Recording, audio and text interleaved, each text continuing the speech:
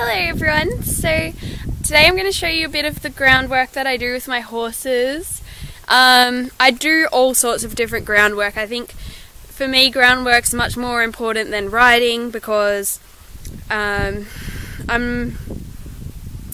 my horses are really quite green, so it's important that you have a good foundation, especially when I'm not such a great rider. I definitely need to work on groundwork a lot. And also I get just as much enjoyment from groundwork as I do riding. So yeah, I'm going to be working Mace in this video. Maybe both, but definitely Mace anyway. So I'm going to have to go catch him, and yeah, I'll show you what some of the stuff I do. I might do like a voiceover on this, but yeah, okay. Okay, hopefully you can see me.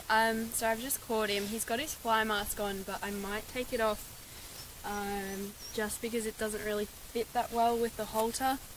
I don't really have a plan of what I'm going to do. Usually I just walk around a little bit with them, just like start getting them listening to me. Before we do some like desensitization. I've got a plastic bag on a whip here to desensitize him with. I've never done that with him before, so he'll probably get a bit looky at first, but we'll see how it goes. I might lunge him a little bit. I used to lunge quite a lot, but then I've done a bit more research and it does have good. Don't get me wrong, there is good things in lunging, and like I said, I used to do it a lot, but for what I want, there's not much purpose. I still do occasionally lunge them, especially when I'm trying to see how they are, like if they're a bit lame or not. But yeah, so we'll just go ahead, and I did just have a swim, so that's why my hair's all wet and all that. So yeah. Okay, so starting off taking his fly mask off,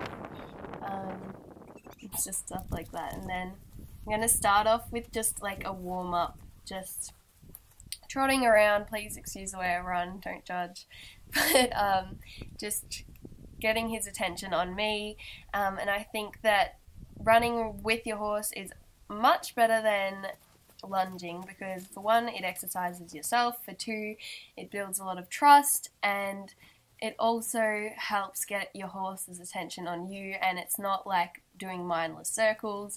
Your horse actually has to think and change directions, and it builds up the muscles a lot more. I just think it's much better. So every day when I catch my horses, I go for a little jog with them. Just to get myself some exercise and them as well, obviously. And then I'm just going to put him on the lunge rope and get the lunge whip to start some desensitization and stuff like that. So here we have,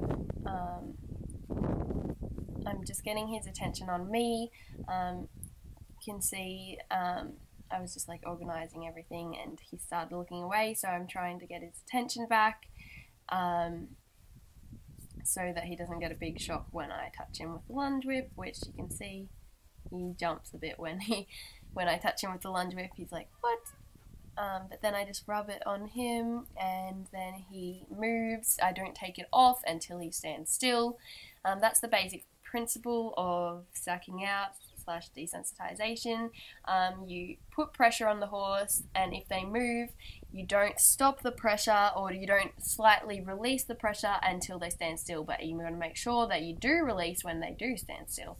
Now I'm just doing this. This is quite scary for a horse because you can just see it out of the corner of his eye and hear it, but he can't really see what's happening above his back. So keep doing that until he stands still. I stop moving it as much, basically. He's slowing down still, and then he stops, I stop it. Don't take it away, I just stop moving it. So I just speed it up a bit because it's basically the same thing.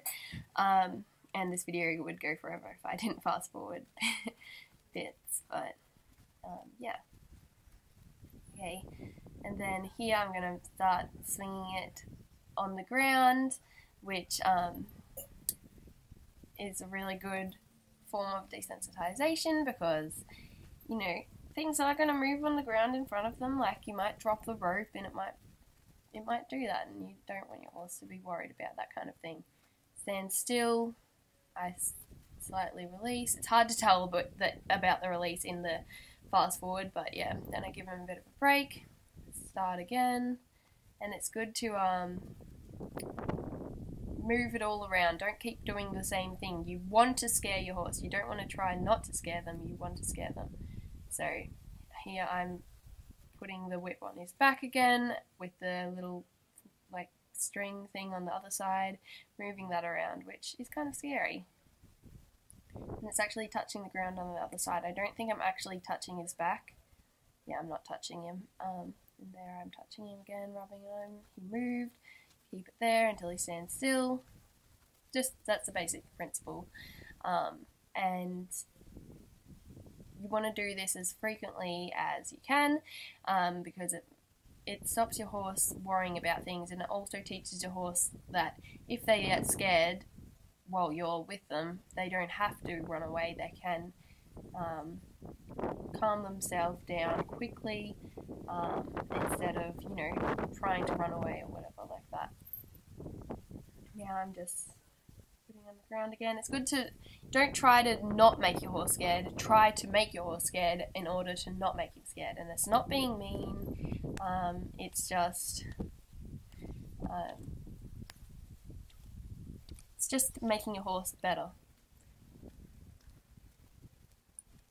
Just flinging it up and down, and this is sort of getting him prepared for me to actually start cracking the whip. So here I'm just flying it up and down, and just seeing it move is scary. And he starts moving.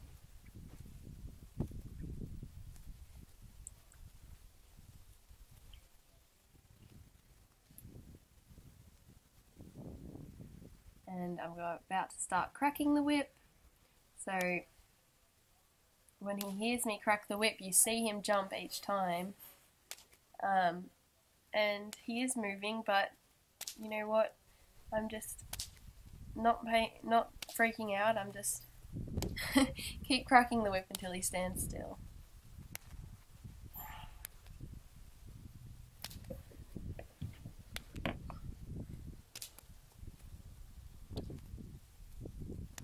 And I just keep going until he stands still, and if the whip doesn't crack, it doesn't matter, but here, fast forward it, because I did it for quite a while. My arm got very, very tired. But yeah. So, keep moving. Stood still. I keep it moving, but I stopped cracking it.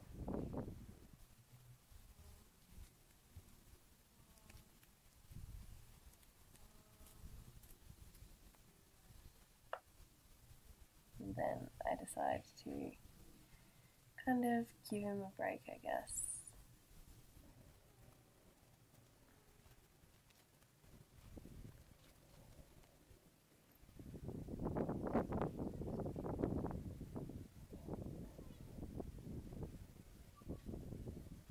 Did lots of good cracks.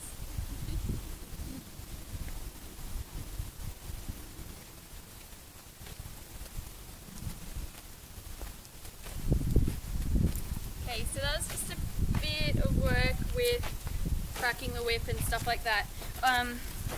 I would do more, but my arm is dying, and you've got to make sure that if you're going to do some sort of desensitization, you have to be able to continue it. You can't just be once off and expect your horse to learn anything. So don't try desensitizing to cracking the whip if you don't think you're going to be able to crack it consistently. And I could start again, keep cracking it, but like my arm is so tired, so that wouldn't teach him anything. That would just teach him, you know, I crack it, he moves, I stop. But you want to make sure that you don't stop until he stops. So yeah, now I'm going to do some with the plastic bag, which he shouldn't be too bad with, because I've done things with similar bits and pieces, but then again he hasn't done much work with plastic bag, have you, folks? So we're going to do some of that. But a lunge whip is a really good desensitization tool because you can make it move along the ground. So, you know, it's like an extension of your arm moving a rope along the ground, which is something you definitely don't want your horses to be scared of, seeing a rope moving on the ground, because if you ever drop the lead rope and it's following them, you know, you don't want that to end up in a dangerous situation. But also, you know, you can tie things to it, use it as so many different things, so it's a really great tool. Even if you never plan on lunging whatsoever, a lunge whip is still a really, really useful tool, isn't it? And just the lunge rope itself can sometimes be spooky, can't it? Yes, so now we're going to use the plastic bag, yeah? Okay, so here it is. This is a really good thing to use on a windy day because it makes a lot more noise, and you can see he's looking at it right now. But just tie it onto a whip. If you had a dressage whip, if you know your horse is going to be exceptionally spooky and slightly dangerous, it's good to have it like on a longer extension of the arm. You could put it on a lunge whip as well, but this is long enough for me. And I have long arms, yeah? So that's what we're going to do.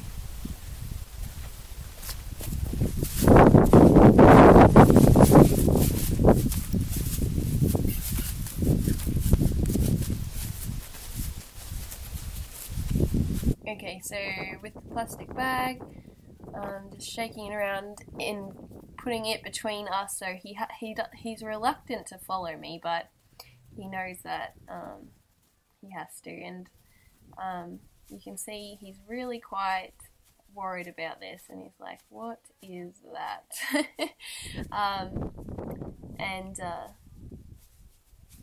I still need to do more work with the plastic bag with him, because he's still, even after doing it for 10 minutes or whatever it was, he was still not really relaxed. He had his head up the whole time, and he didn't, although he was standing still, he certainly wasn't ignoring it, so still something that worries him.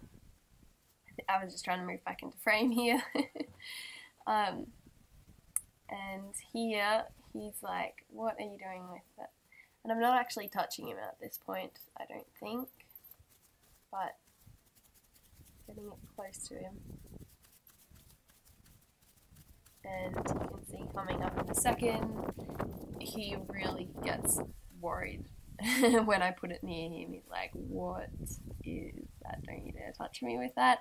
But this is good. You want your horse to know that if it gets scared with you, it doesn't have to jump away, it doesn't have to rear, it can work it out in its own way. And right now he's doing quite a large reaction, but he's not being silly, and, you know, he's genuinely scared of this plastic bag. But I'm not going to take it away. I'm not going to be like, oh, you just got scared, I'll just put it away now. I keep it at the same distance from him, and he's still scared. He's like, what is that thing?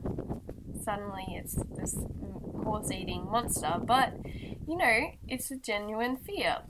And I've just got to keep it here until he realizes, okay, it's not going to hurt me. I can stand still, and I can, you know, work this out. And you can see he's licking and chewing. He's like, okay, maybe if I stand still, you know, nothing bad's really going to happen to me. And that's what you've got to work on with your horse. Fears of all sorts of things. Horses are flight animals, and they're programmed to be scared of anything that they don't know. So if they don't know what it is, you know, they've got to assume that it's going to eat them, because they are prey animals. So here I think I'm actually touching him with it. It's hard to see. And it's important to do this on both sides, because once the horse might not be scared on one side, you try it on the other side and it's a whole nother story. So my camera did like let the battery overheat. Sorry, that's the printer if you can hear that. The battery on my camera did overheat, so I didn't get much footage, but I did what I did on each side, like the same thing on both sides.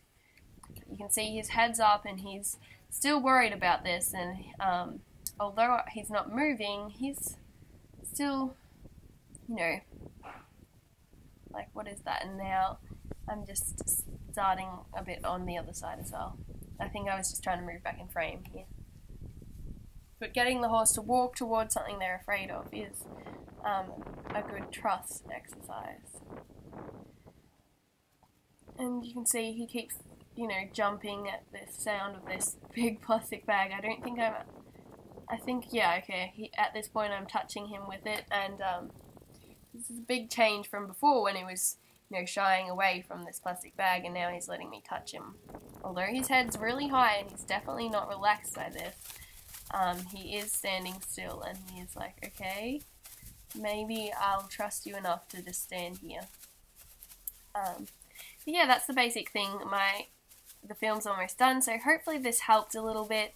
And if you want more videos like this, just let me know. So thank you so much for watching. I love you all very, very, very much. Have an amazing day, and I will talk to you soon. Bye!